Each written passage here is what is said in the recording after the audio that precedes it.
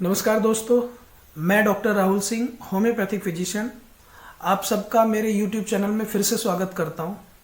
दोस्तों, आज हम एक ऐसी समस्या के बारे में बात करेंगे जो कि आजकल पुरुषों में बहुत कॉमन होती जा रही है, पर वो शर्म की वजह से इसे किसी और से शेयर भी नहीं कर पाते हैं या किसी से बता भी नहीं पाते, ना अपनी फैमिली में ना डॉक्टर से वो मिलते हैं, जिसकी वजह से ये परेशानी और बढ़ती जा रही है। तो दोस्तों, मैं बात कर रहा हूँ इरेक्टाइल डिसफंक्शन, जो कि कॉमन समस्या बन गया है। इसे आम भाषा में इम्पोटेंसी या नपुंसकता भी बोला जाता है, और ये तनाव की स्थिति की वजह से बहुत ज़्यादा होता जाता है, और कई बार तो ऐसा होता है कि लोग डिप्रेशन में भी चले जाते हैं, जिसके कारण उनकी जो यौन इच्छा है वो भी कम हो जाती है, जो सेक्सुअल लाइफ है वो डिस्ट्रॉय हो जाती है। और ये एक ऐसी यौन संबंधित बीमारी है जिसे बताने में भी लोग शर्मिंदगी महसूस करते हैं, और फिर वो क्या करते हैं, गलत तरीके अपनाकर या खुद का इधर उधर से पता करके ट्रीटमेंट करने की कोशिश करते हैं, जिसकी वजह से बीमारी ठीक होने की बजाय और ज़्यादा गंभीर होती चली जाती है। तो इस बीमारी के बारे में आज हम बात करेंगे। मैं बताऊंगा आपको कि ये क्या होता है, किस वजह से होता है, इसके क्या कारण है, और अगर ये किसी को हो गया तो वो कैसे पता करे कि उसको ये प्रॉब्लम है, क्या डायग्नोसिस प्रोसीजर है, और इसके ट्रीटमेंट के लिए क्या करना होगा। होम्योपैथी में ऐसी क्या दवाइयाँ हैं जिन्हें लेके नेचुरल तरीके से वो इस प्रॉब्लम को ठीक कर सकते हैं। तो दोस्तों, अंत तक मेरे साथ इस वीडियो में बने रहें, और अगर आप पहली बार इस चैनल पे आए हैं या मेरा वीडियो पहली बार देख रहे हैं तो इस चैनल को सब्सक्राइब करें, बेल आइकन को प्रेस करें और वीडियो को शेयर करें, जिससे दूसरे लोगों को भी हेल्प मिल सके। तो दोस्तों, जैसे मैंने बताया, बहुत से पुरुष जो हैं इस इरेक्टाइल डिसफंक्शन या इम्पोटेंसी से परेशान रहते हैं, और वो महीनों सालों तक परेशान रहते हैं, परंतु शर्म की वजह से ना तो वो अपने किसी डॉक्टर को दिखा पाते हैं और ना ही फैमिली में किसी को इसके बारे में बता सकते हैं, जिसकी वजह से ये समस्या क्या है, और जटिल होती चली जाती, क्रोनिक होती चली जाती है। पर अगर आप इसको समय रहते अगर चिकित्सक से या अपने डॉक्टर से मिलके अगर बात करेंगे तो ये टाइम से ठीक हो सकती है। और कई बार ये ज़्यादा नशा करने से या ज़्यादा शराब का सेवन करने से या ड्रग्स लेने की वजह से भी होती है, या आप बहुत ज़्यादा धूम्रपान करते हैं या स्ट्रेस में रहते हैं, तनावपूर्ण ज़िंदगी जीते हैं, तो उसकी वजह से भी इसका असर होता है। और अगर आप इन आदतों को बदल सकते हैं तो ये समय रहते ठीक भी हो सकती है। तो इम्पोटेंसी या ये इरेक्टाइल डिसफंक्शन होता क्या है? तो दोस्तों, जब भी आप अपने फीमेल पार्टनर के साथ यौन संबंध बनाने की कोशिश करते हैं या सेक्सुअल इंटरकोर्स करने की कोशिश करते हैं, तो कई बार क्या होता है कि लिंग में तनाव नहीं आ पाता, मतलब इरेक्शन, उसको हम बोलते हैं इरेक्शन। आपके लिंग में इरेक्शन ना होने की वजह से, तनाव ना होने की वजह से आप उस चीज़ को पूरा नहीं कर पाते, या लिंग में तनाव तो आता है पर बहुत देर तक नहीं रह पाता, थोड़ी देर बाद ही वो ख़त्म हो जाता है। और कई बार तनाव आने के बाद बहुत देर तक मेंटेन नहीं कर पाते, तो इसी को हम इरेक्टाइल डिसफंक्शन बोलते हैं। What is erectile? तो जब भी आप अपने साथी के साथ संबंध बनाना शुरू करते हैं तो हमारे दिमाग में एक तरह की उत्तेजना होती है, जिसकी वजह से जो ब्लड का सर्कुलेशन है वो लिंग की तरफ ज़्यादा होता है, और जिसकी वजह से उनकी जो मसल्स होती है, जो लिंग की मसल्स हैं, पेनिस की मसल्स हैं, उनमें तनाव आना शुरू होता है। उसी को हम इरेक्शन बोलते हैं, जिसकी वजह से आपका जो लिंग है वो सीधा रहता है और आपको सेक्सुअल इंटरकोर्स करने में हेल्प करता है। पर ये ऐसा तभी होता है जब आप पूरी तरह से स्वस्थ हों। अगर कई बार क्या होता है कि किसी वजह का डर है, हिचकिचाहट है, तनाव है या असमंजस की स्थिति है, उस केस में ये तनाव या तो हो नहीं पाता या बहुत देर तक मेंटेन नहीं कर पाते, तो उसी को हम इरेक्टाइल डिसफंक्शन बोल देते हैं। तो इसका मेन जो कारण होता है इरेक्शन मेंटेन करने का, वो होता है हमारे जो पेनिस है, जो लिंग है, उसकी नसों में खून का जो रक्त का जो प्रेशर होता है उसकी वजह से। अगर वो रक्त का प्रेशर जो है रक्त नलिकाओं में सही तरीके से जाता है तो इरेक्शन मेंटेन रहता है, और अगर किसी वजह से, किसी बीमारी की वजह से वो सही नहीं होता है तो इरेक्टाइल डिसफंक्शन की प्रॉब्लम स्टार्ट हो जाती है। अब हम जानेंगे कि इसके कारण क्या है, क्यों ऐसा होता है कि ये इरेक्टाइल डिसफंक्शन की प्रॉब्लम आती है।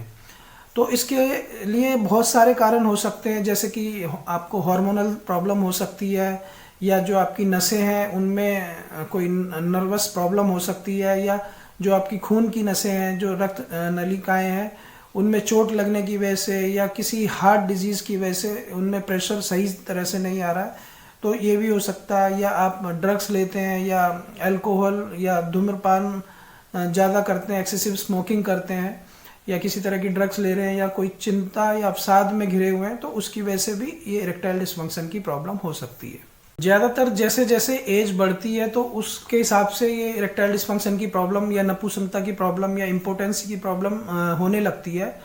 पर आजकल ये युवा जो है, हमारे जो यंगस्टर हैं, उनमें भी काफ़ी देखने को मिल रही है। लंदन में एक सर्वे हुआ था, एक जो स्टडी हुई है उसके अनुसार ज़्यादातर लोग जो इरेक्टाइल डिस्फंक्शन या इम्पोर्टेंसी की प्रॉब्लम से ग्रसित थे वो 40 साल से कम उम्र के लोग थे।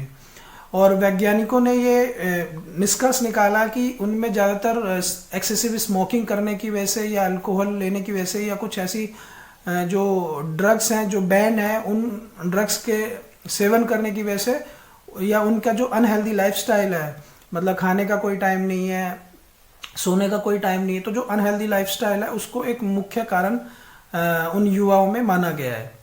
तो इसके अलावा जो चीज़ें जिम्मेदार हो सकती हैं उनमें से है, अगर आपको हार्ट की प्रॉब्लम है या आपका बीपी हाई रहता है या आप डायबिटिक हैं, आपका ब्लड प्रेशर मेंटेन नहीं रहता और आपका हाई ब्लड शुगर लेवल रहता है, या आप ओबेस हैं, मोटापा है आपको, या कोई मेटाबॉलिक सिंड्रोम है जिसकी वजह से आप सही तरह से खाना नहीं खा पाते, या आपका इंसुलिन जो लेवल है वो मेंटेन नहीं रहता है, तो इस वजह से भी ये प्रॉब्लम होती है। या आपकी बॉडी में कोलेस्ट्रॉल या जो वसा है, फैट है, वो ज़्यादा जमा है, तो उसकी वजह से भी कई बार क्या है कि जो रक्त नलिकाएं हैं उनमें प्रेशर सही से मेंटेन नहीं हो पाता।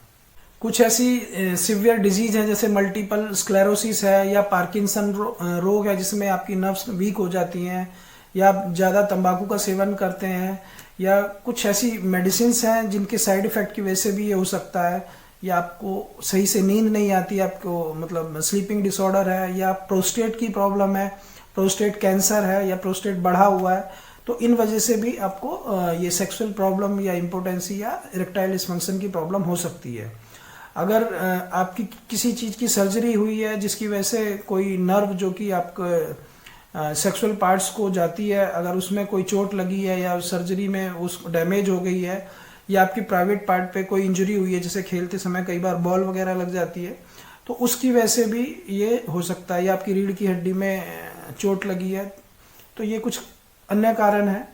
या कई बार हार्मोनल प्रॉब्लम होती है, आप जो पुरुषों में एक जो मेल हार्मोन होता है जिसको हम टेस्टोस्टेरोन बोलते हैं, अगर उसका स्तर कम होता है तो वो भी एक रीजन हो सकता है।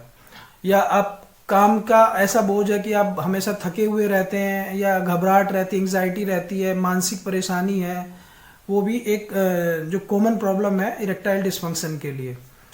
तो ये कुछ ऐसे जो कारण है जिसकी वजह से ये प्रॉब्लम ज़्यादा रहती है। इसके सिम्टम्स क्या होते हैं, कैसे आपको पता चलेगा कि आप इरेक्टाइल डिस्फंक्शन की प्रॉब्लम से जूझ रहे हैं? तो सबसे पहले तो आपको जो है संभोग की हो सकता है इच्छा कम हो जाए, या अगर संभोग की इच्छा होती भी है तो लिंग में उत्तेजना नहीं आती, या इरेक्शन नहीं आते, या आप उस एक्ट को परफॉर्म करने में अपने आप को असमर्थ पाते हैं। कई बार होता है कि जब आप सेक्सुअल इंटरकोर्स के लिए जाते हैं तो इरेक्शन तो आ जाता है, पर जो वीर्य है वो बहुत जल्दी निकल जाता है, जिसको हम क्विक इजैकुलेशन बोलते हैं, तो वो भी एक इम्पोर्टेंसी की प्रॉब्लम को शो करता है। कई बार किसी बीमारी की वजह से आप फिजिकली इतने वीक होते हैं कि उस एक्ट को आप कंप्लीट नहीं कर पाते, या किसी बीमारी या तनाव की वजह से अगर आपको सेक्स में रुचि नहीं है या इच्छा नहीं होती है, तो ये भी इम्पोर्टेंसी के कुछ सिम्टम्स हैं जिनसे आप पता कर सकते हैं कि आप इस जो परेशानी से जूझ रहे हैं। अब आपको अगर डायग्नोस करना हो, सिम्टम से तो आपको पता चल गया, पर अगर आपको मेडिकली डायग्नोस करना है कि हाँ वाकई में आप इस प्रॉब्लम से जूझ रहे हैं, तो इसके लिए आपको कौन से टेस्ट करने होंगे? तो ज़्यादातर तो आपकी जो जब आप डॉक्टर के पास जाते हैं तो डॉक्टर आपकी जो पास हिस्ट्री है उससे पता करते हैं, जो आपका इतिहास रहा है कि कहीं आपको शुगर या बीपी जैसी प्रॉब्लम तो नहीं है, क्योंकि डायबिटीज़ में और हाई बीपी में अक्सर ये प्रॉब्लम हो जाती है। या आपको कोई हार्मोनल प्रॉब्लम तो नहीं है, तो वो आपकी हिस्ट्री से पता कर सकते हैं। कई बार ब्लड टेस्ट किए जाते हैं कि आपको कोई हार्ट की प्रॉब्लम तो नहीं है, या आपका ब्लड शुगर लेवल चेक करना होता है, या आपके जो हार्मोनल टेस्ट किए जाते हैं कि आप में टेस्टोस्टेरोन या जो दूसरे मेल हार्मोन्स हैं उनकी जो स्तर है वो सही से है या नहीं है। यूरिन टेस्ट किया जाता है अगेन डायबिटीज़ को चेक करने के लिए, और कोई इन्फेक्शन तो नहीं है उसको चेक करने के लिए। अल्ट्रासाउंड भी किया जा सकता है, अल्ट्रासाउंड से कि आपको कोई मतलब इंटरनल प्रॉब्लम तो नहीं है जिसकी वजह से आप ये परफॉर्म नहीं कर पा रहे हैं। कई बार आपको साइकोलॉजिकल टेस्ट भी किए जाते हैं कि कहीं आपके अंदर कोई नेगेटिविटी तो नहीं आ गई है कि जिसकी वजह से आप मतलब इस सेक्सुअल इंटरकोर्स को करने से डर रहे हैं या उस चीज़ को एंजॉय नहीं कर पा रहे। तो इस तरह से डॉक्टर आपकी सारी चीज़ों को कलेक्ट करके और डायग्नोज करते हैं कि आपको वाकई ये प्रॉब्लम है या नहीं है। अब अगर आपको डायग्नोस हो गया है, आपको पता चल गया कि आपको इरेक्टाइल डिस्फंक्शन या इम्पोटेंसी की प्रॉब्लम है, तो आप इसका इलाज कैसे करेंगे। तो दोस्तों ज़्यादातर केसों में बिना मेडिसिन के ही इसको ठीक किया जा सकता है। बस आपको अपना लाइफस्टाइल चेंज करना पड़ेगा, अपना खान पीन चेंज करना पड़ेगा, और अपना जो एटमॉस्फेयर है उसमें चेंजेस करने पड़ते हैं।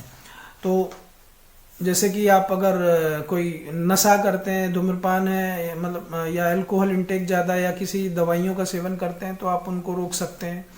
और अपना अगर कोई तनाव वाली स्थिति है तो अपने वर्क एटमॉस्फेयर को सुधार करके ये कर सकते हैं। वरना डॉक्टर आपको कुछ दवाई दे सकते हैं। तो एलोपैथी में या जो मॉडर्न मेडिसिन में कुछ दवाइयाँ जो इसके लिए यूज होती है, एक है सिल्डेनाफिल, जिसको आम भाषा में ज़्यादातर लोग वियाग्रा के नाम से जानते हैं।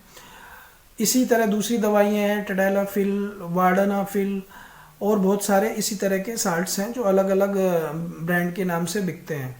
पर दोस्तों ये कई बार काम तो अच्छा करते हैं, पर इनके साइड इफ़ेक्ट इतने गंभीर होते हैं कि आपको हार्ट की प्रॉब्लम हो सकती है, हाई बीपी के पेशेंट रह सकते हैं, या कुछ और शरीर में किसी तरह का विकार हो सकता है। तो ये बिना डॉक्टर की सलाह के आपको नहीं लेना चाहिए।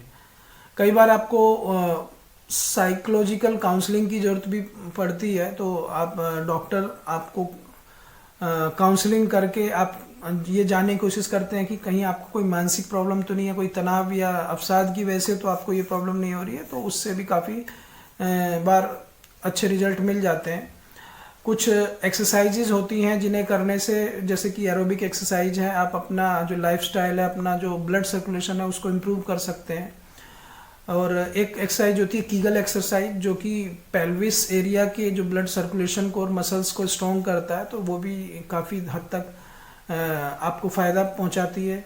प्रोस्टेटिक मसाज, जो प्रोस्टेट ग्लैंड है उसको मसाज करने से भी इस चीज़ में आराम मिल सकता है। उससे इस चीज़ की जो टिश्यूज़ होते हैं, जो मसल्स हैं, उनकी मालिश से आराम मिलता है। तो ज़्यादातर दोस्तों आपकी जीवन शैली से आप इस चीज़ का ट्रीटमेंट कर सकते हैं। आपको अपनी डाइट में सुधार करना चाहिए, पौष्टिक डाइट लें, जंक फूड अवॉइड करें, और अपनी नींद को देखें कि क्या आप प्रॉपर साउंड स्लीप ले पा रहे हैं। कई बार कम नींद होने की वजह से हमारा जो शरीर है वो हमेशा थका हुआ रहता है, जिसकी वजह से हमें काफ़ी चीज़ों में रुचि कम हो जाती है। तो सेक्सुअल इंटरकोर्स या सेक्सुअल डिज़ायर भी उसकी वजह से कम हो सकती है। तो अपनी जीवन शैली में सुधार करके आप ट्रीटमेंट कर सकते हैं। दोस्तों क्योंकि ये वीडियो काफ़ी लंबा हो रहा है, तो हम इस वीडियो को 2 पार्ट में करेंगे।